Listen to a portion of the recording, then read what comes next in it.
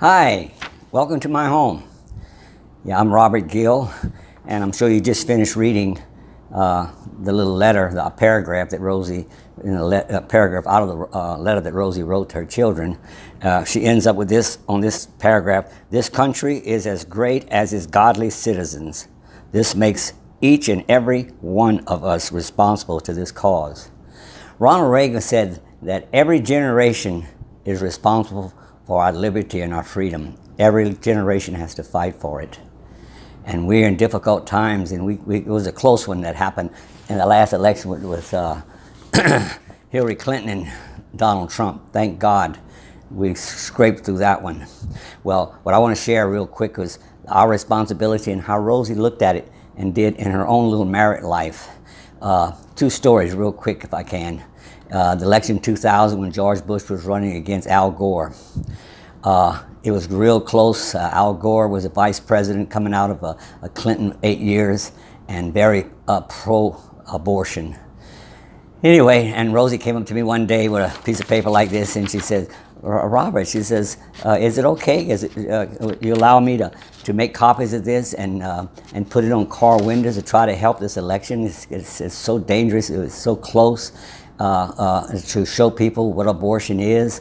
And I said, "Oh, that can be very embarrassing or dangerous or whatever, putting stuff on people's windows, car windows." She said, "Well, that'd be, when I go to the grocery store, I can just set one on the window on the side, just showing people the difference between Al Gore and George Bush, the pro-life issue."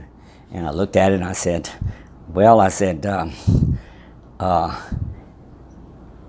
"This here could be done better. It's not quite as explicit as it should be." She says, "Yeah, I know. I just kind of did it quickly. She said, I just want you to tell me it's okay if I do that." I said, "Well, if you be really careful," I said, go make a permanent copy, a better copy, and see what comes out." And so she did. Well, the next day she handed it to me, and she said, "What do you think about this?" And it was really good. She had a picture of an unborn baby, and she had Al Gore's name, and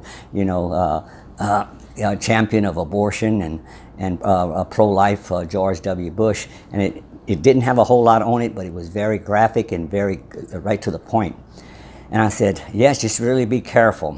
So she started making copies, and she was putting them out on, when she didn't go to the store that often, but when she'd go to the store or town, she would put it on a car next to her on either side. And she started getting the kids when they'd travel, when they would when they'd go to town in their car, or we had young people married, not so much married as having their own car. And so we started getting papers out like this, and I started helping out the little flyers too. And she started getting more and more, and I talked to the homeschool groups, our Catholic St. Francis Academy group here in Alabama, and in different areas, and Rosie started sending them copies, and they would get it out in their area, the fathers and children.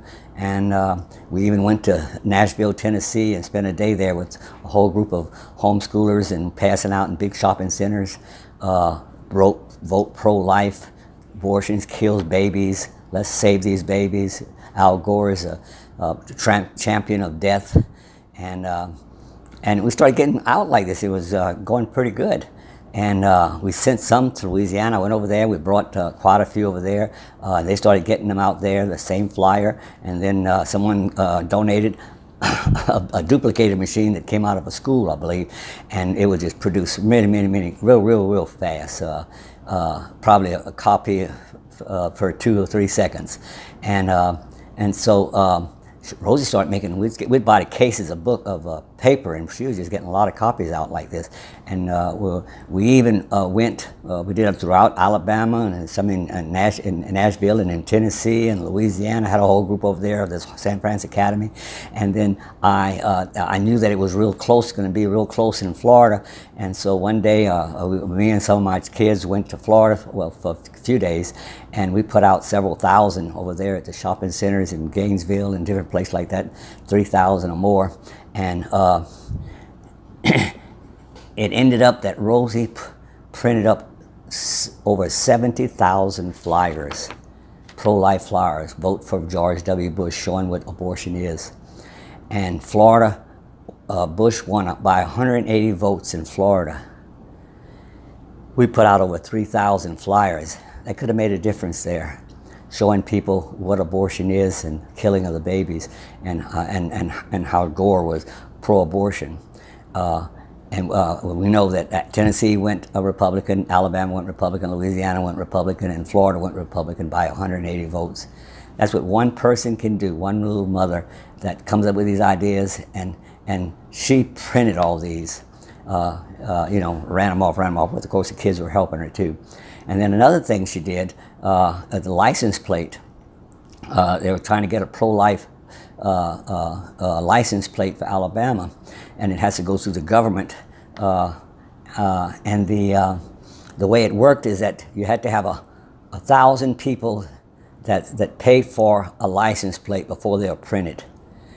You have to submit the application you desire, and the pro-life group did this.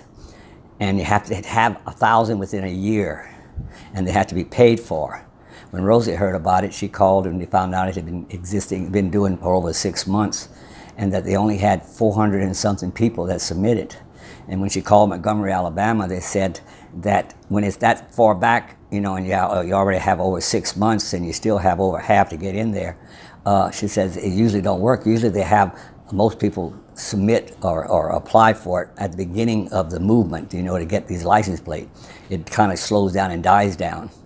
And they had less than 6 months left to go, and they had only 400 and something people that applied for it.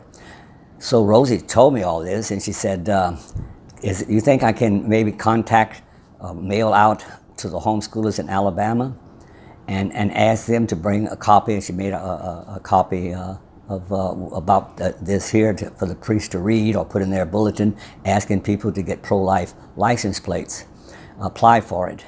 And so she did, and our parish put it in their bulletin. They even announced it, and the parishes throughout Alabama that had homeschoolers in it, they brought it to their priests, or even some of them brought it to a Protestant church. Well, within a couple of months, they had over 1,000, and it was able to get this printed. Choose Life, Alabama. You've probably seen these before. In some states, they pretty much use the same, but it might have not went through if Rosie wouldn't have did what she did, because by contacting all these homeschool mothers, families, and the parishes and all that, it went through. They got it within maybe even less than 2 months. I know it was quick that it happened. Just to show you what we can do and we can still be a full-time mother, and we can be a homeschool mother, and there's things that we can do, just like the Supreme Court judges. We need to write or call our senators when Donald Trump appoints the next Supreme Court judge, and tell them to vote. Okay, we want that person confirmed. We want another pro-life judge in there, a pro-family judge, and we can do it. Another thing you can do, I just saw a couple of days ago a vehicle that had a tag on it. Not a tag, a sticker on the window, and it says Trump for 2020. We can even start right now reminding people we got to get Trump back in 4 years. It goes by so quickly. Well, not 4 years, it'd be like 2 years. And so we can do things. We can help. We can get other people to do things. We don't have to. Our mothers don't have to be involved outside. They can do things right from their home. So let's work together and let's get things going, and let's save America and make America great again, make America Christian again, and let's celebrate the 4th of July the way God and the way we should, red, white, and blue, and let's have music and get our children motivated singing patriotic songs, and have a good day tomorrow for our birthday of our good country, and let's make it great again. God bless you and thank y'all. Bye-bye.